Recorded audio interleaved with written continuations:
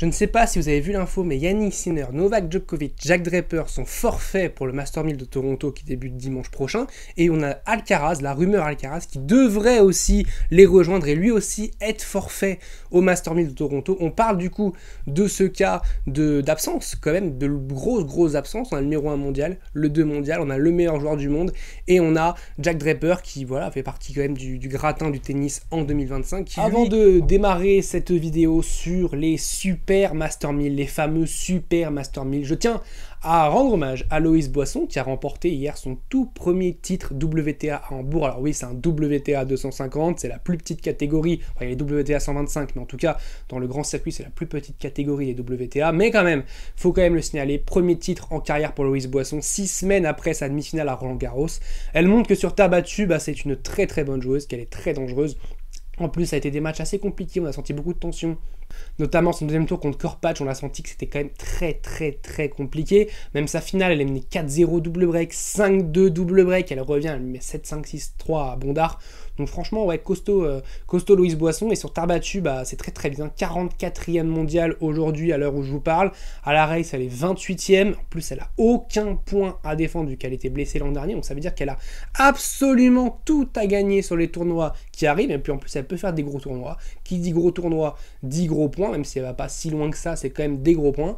Et donc c'est bien pour Loïs Boisson, et puis c'est bien pour le tennis français féminin qui était un peu en crise. On n'avait plus une joueuse dans le top 100 il y a quelques semaines, et maintenant on retrouve, il y a Jacques Mo qui est rentré dans le top 100 il y a une semaine, on a Jeanne Paris, moi je pense qu'il peut bien revenir, et puis on a Loïs Boisson qui voilà, ce Roland Garros complètement dingue, et puis qui enchaîne avec le WTA 250 d'Hambourg, donc ça fait plaisir. Qui lui, alors déjà on va déjà éluder ce cas, c'est un cas complètement différent. Lui il est blessé au bras gauche, il l'a dit, il ne pourra pas faire ni Toronto ni Cincinnati, donc ça c'est un cas à part, c'est un joueur qui est blessé, donc déjà Jack Draper on va l'éliminer un peu, mais il faut vraiment parler le fait qu'il soit absent, donc on va éliminer Jack Draper de cette analyse de pourquoi les joueurs ne viennent pas au Master 1000 de Toronto.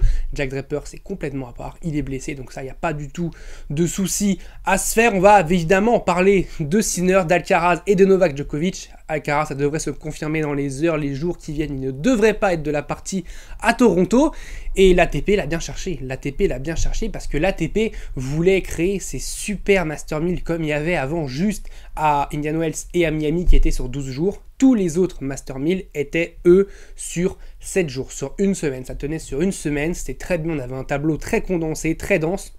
Maintenant, les tableaux avec des bails, les 32 têtes de série qui ne jouent pas au premier tour. Il faut attendre le lundi, voire le mardi, parce qu'on commence souvent le mercredi, et déjà on ne sait même pas quand commence le tournoi, parce que là à Toronto ça commence le dimanche, ça finit le lundi, Cincinnati je crois que ça commence aussi le lundi, bref c'est n'importe quoi, c'est le calendrier c'est complètement n'importe quoi, parce que forcément mettre un Master 1000 sur 12 jours, tu prends 2 semaines du calendrier, alors que quand tu le mettais sur une semaine, tu prenais juste 7 jours du calendrier, donc évidemment ça change beaucoup de choses.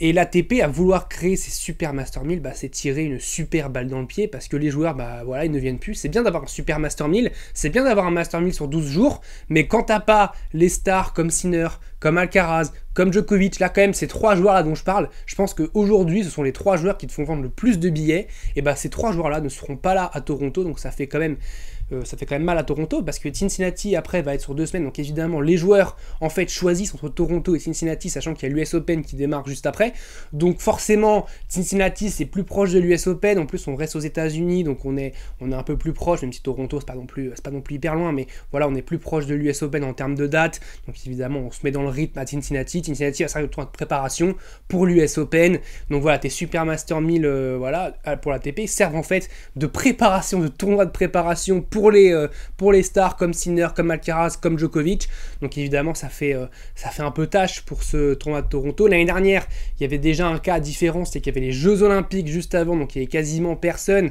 et Popyrin avait réussi à remporter le tournoi en battant Roublev en finale, Roublev qui avait battu Yannick Sinner en quart de finale, ouais. Donc voilà, on a déjà un tournoi qui est un petit peu au rabais, mais avec les JO ça pouvait s'excuser. Là ils sont passés sur 12 jours cette année comme Cincinnati, et évidemment des joueurs font des choix, Et quand tu as un tableau, quand tu as un calendrier qui est très très très dense, ils n'ont pas eu de pause quasiment depuis la saison sur terre battue. Quand tu enchaînes Monte-Carlo, Barcelone, Madrid, bon, Alcaraz par exemple il n'a pas fait Madrid, mais Rome, ensuite à Roland-Garros, ensuite Alcaraz et Sinner, ils ont été au Queens et à Halle, donc ils ont quasiment pas fait de pause juste après Roland-Garros, juste après leur finale de dingue. Ensuite tu as Wimbledon où ils ont été jusqu'en finale. Évidemment que là ils prennent un petit break et ils ont complètement raison de prendre un petit break.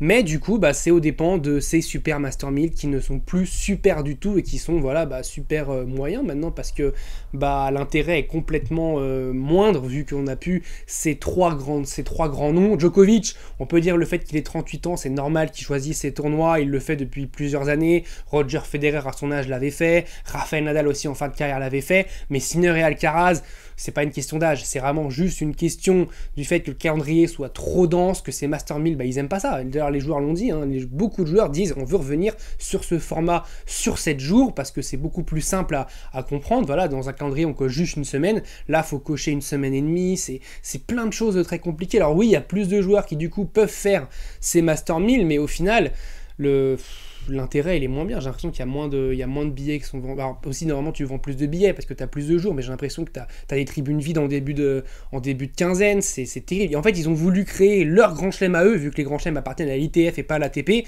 Ils ont voulu concurrencer les grands chelems, mais rien ne concurrencera l'Open d'Australie, Roland Garros, Wimbledon et l'US Open. Les grands chelems, au-delà de l'aspect grand chelem, c'est l'aspect mythique en fait du grand chelem, c'est l'aspect traditionnel, c'est l'aspect historique du grand chelem. Donc forcément c'est injouable, tu peux pas rivaliser avec ça, c'est pas possible.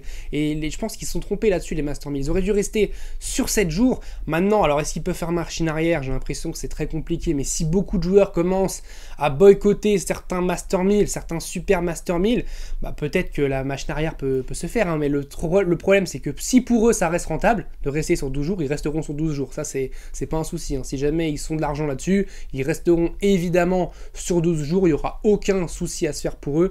Mais le problème c'est que par exemple toi de Toronto qui a rien demandé, eux ils vont pas avoir les têtes d'affiche qu'ils veulent, et Cincinnati eux ils les auront, parce que dans le calendrier par exemple si on avait eu Toronto juste après Cincinnati, dans le sens inverse, peut-être qu'on aurait eu plus de joueurs à Toronto qu'à Cincinnati, donc c'est aussi un problème de calendrier, de placement pour Toronto, et le fait que ça soit sur 12 jours, du coup forcément les joueurs veulent moins venir. Dites-moi vous ce que vous en pensez de ce choix. Je pense que les Master 1000 sur 12 jours, on est quand même, en plus je trouve qu'on est quand même pas mal à dire que c'est nul quoi, enfin que c'est pas bien, mais que les joueurs, les entraîneurs, ceux qui suivent le tennis, il y a plein de monde qui n'en veulent pas de ces tournois-là, mais l'instance, l'ATP, c'est elle qui décide, avec la WTA aussi qui fait pareil, évidemment, mais c'est ces deux instances qui décident, et ces deux instances, elles ont dit, nous, on fait sur 12 jours, voilà, on fait ça, vous nous dites, vous ne pourrez rien dire, de toute façon, on peut rien dire, donc voilà, mais on fait sur 12 jours, on a raison, c'est nous qui avons raison, donc on peut que leur dire, oui, vous avez raison, voilà le résultat, vos joueurs stars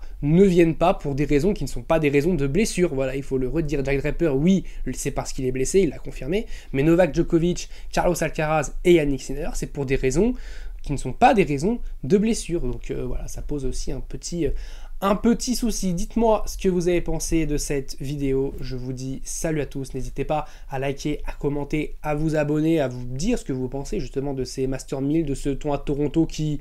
Est-ce que Popyrin peut aller conserver son titre? Du coup, c'est la question qu'on peut se poser. Maintenant qu'il y a quand même un tableau qui peut se dégager, parce qu'on a plus Alcaraz et plus Sinner qui sont quand même les deux joueurs qui font peur. On parlera justement de ce tableau de Toronto, mais ce sont plus les deux joueurs qui font peur. Donc on reviendra là-dessus et donc je vous dis salut à tous. Portez-vous bien.